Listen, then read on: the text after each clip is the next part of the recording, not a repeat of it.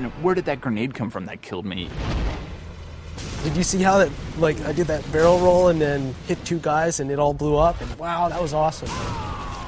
He just got sniped and then cartwheeled over the side and then got run over by a warthog. We flipped 6 times in the air, landed it, and kept going.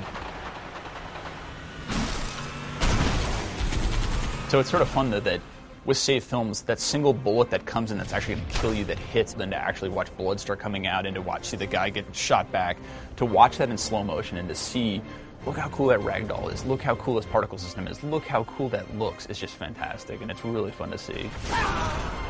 People can't make things up now. They can't lie about what happened in the game last night. They can't exaggerate. The save film essentially is an automatic replay of every game you play. Fly anywhere you want to in the map, pan around, check things out. The amazing thing about save films is that you can actually relive any moment that happened at any time and look at it from any angle. If you're not quite sure how did they actually get the flag out of our base when we supposedly had 3 guys guarding it, now it's easy to go back, watch the film, see what they did. The controls basically work exactly how you would expect them to. It's so simple conceptually, but making it a reality, it took years. Your first person, if you click the right stick, it shows you what that person was looking at from third person.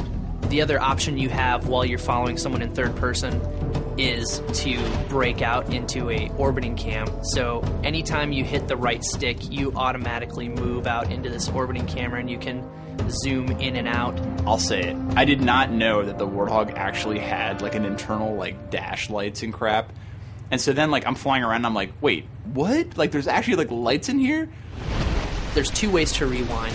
You can either press left on the D-pad, which is a shortcut, or you can bring up the control pad, highlight the back button on the control pad, press A, and you'll rewind that way. Every time that someone rewinds in a save film, I hold my breath because there's like, it's like God reaching in and being like, make magic happen, and then it magically just keeps working. Like, the complexity of that system is so insane.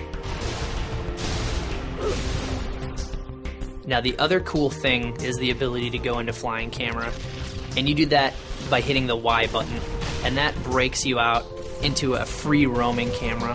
You can watch it from above and you can see what you did, maybe get a perspective where you can actually see the impact of that grenade you threw and zoom in really closely on the action that happened after that. So there's one group who was like, no, don't allow it. They're going to see too many lies. It's a pain in the ass. The other side of it was like, look, flying cam is cool as shit. It actually is a big deal. When you're in flying camera, if you hold in the left trigger, you can actually fly around the map faster. And then the right trigger is your speed control. If you hold down the right trigger in just a little, you'll notice it's slow motion. And if you hold it in all the way, it actually becomes fast forward. I want people to be able to make those snippets, be able to make those moments and share them and be like, look at this awesome game, look at these crazy things I did, and that's so awesome. And I want that to be inside our engine, not to have to go to some external site. Save films and Forge, I think, represent the coolest features that we have in Halo 3. We're giving them the tools to basically play Halo how they want to play it. They can set up any map however they see fit. It's just crazy how much a map will change with just a small variation of either weapon placement or just where the flag spawns in CTF. If you don't like it there, move it 1 meter to the right. If you want to in Forge, you could build your own base on the beach, maybe add some turrets for defense, add some crates to hide behind.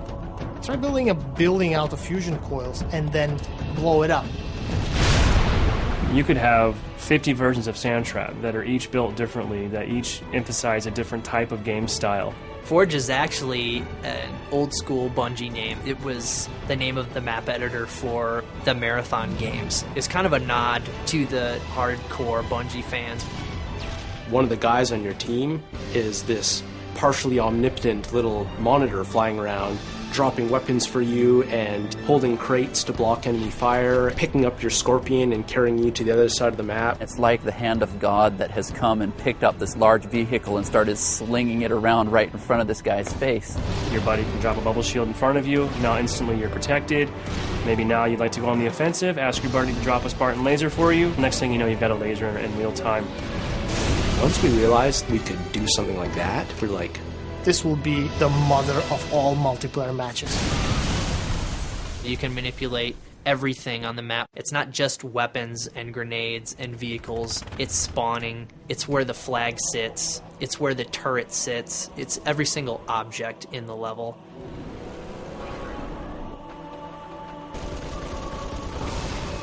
They're gonna love the Forge because they can spend hours dropping tanks on each other.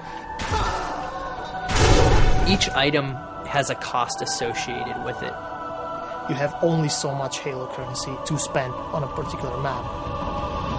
Yeah, I've joked that people are going to take our maps that are broken, and within a week they're going to fix them because they're actually going to make the real version of like, hey, you know what, Bungie, your version of territories in this level sucked, and here's the real one. we're not really sure what people are going to do. People are going to figure out new ways to use the Forge that I think we don't even understand or know are possible yet. The next crazy thing that you're like, oh my god, they just took Forge and they took save films of that and they added voiceovers and they just did Macbeth. Holy crap. Like, that's crazy and that's awesome.